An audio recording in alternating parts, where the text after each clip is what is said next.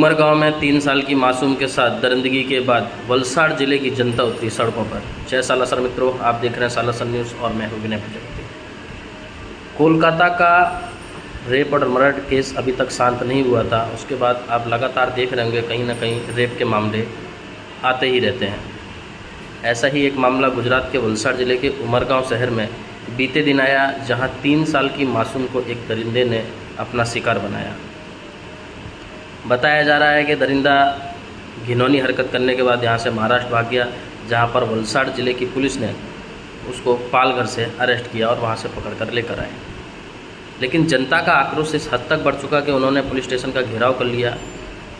SP Karanraj Vaghela मौके पर पहुंचे। उन्होंने जनता को आश्वासन दिया और बताया कि आरोपी को अरेस्ट कर लिया गया है और जल्द से जल्द उसको कड़ी से कड़ी सज़ा दी जाएगी। लेकिन जनता जो है आप देख सकते हैं कि सुनने के लिए क्योंकि भारत में इस तरीके के आए दिन रेप कांड जो बढ़ते जा रहे हैं उसको जनता का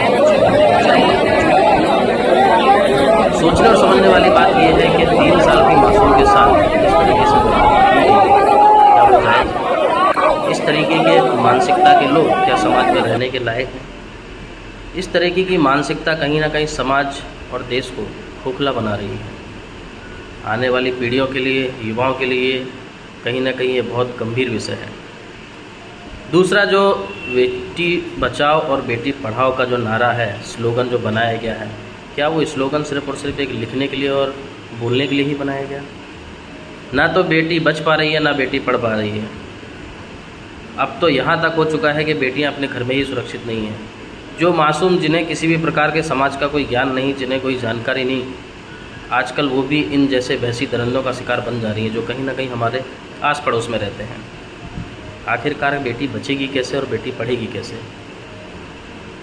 पूरे भारतवर्ष में कोलकाता रेप और मर्डर के बाद कहीं ना कहीं आक्रोश दिखा। लोगों ने कैंडल मार्च निकालकर अपना अपना आक्रोश दिखाया।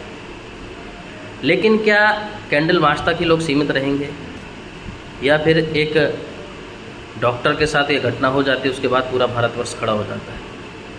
कहीं ना कहीं इन घटनाओं को रोकने के लिए एक कड़ा कानून और समाज में एकजुटता दिखानी होगी। शासन प्रशासन अपने तरीके से कार्य करता है, लेकिन हमें भी समाज में जागरूक रहना पड़ेगा, एक दूसरे का सहयोगी बनना पड़ेगा, तभी इस तरीके के केस शांत हो सकते हैं। कानून बनेगा, लेकिन इस तरीके की घिनौनी हरकत होने के बाद कानून अपना काम करेगा। लेकिन उससे पहले का जो काम है वो समाज का है, हमारा है और आपका है। इसलिए संस्कार और संस्कृति बच्चों में या बड़ों में कहीं ना कहीं बहुत ज़रूरी है। इस तरीके की घटनाएं किस तरीके से रोकी जाए, समाज को इस पर विचार करना चाहिए और इस तरीके के घिनौने कृत्य और ऐसी मानसिकता वाले लोगों को कड़ी और कठोर सज़ा देनी चाहिए, जो समाज के लिए एक उदाहरण बने। उमरगांव में सूत्रों से मिली जानकारी के अनुसार बताया गया है कि अभी हाल में धारा 144 लागू कर दी गई है। पुलिस प्रशासन चप्पे चप्पे पर तैनात है, जिस वजह से कोई भी बड़ी घटना ना बन सके। खबर पर नज़र बनाए रखने के लिए देखते रहिए सालासर न्यूज़। जय हिंद, जय भारत।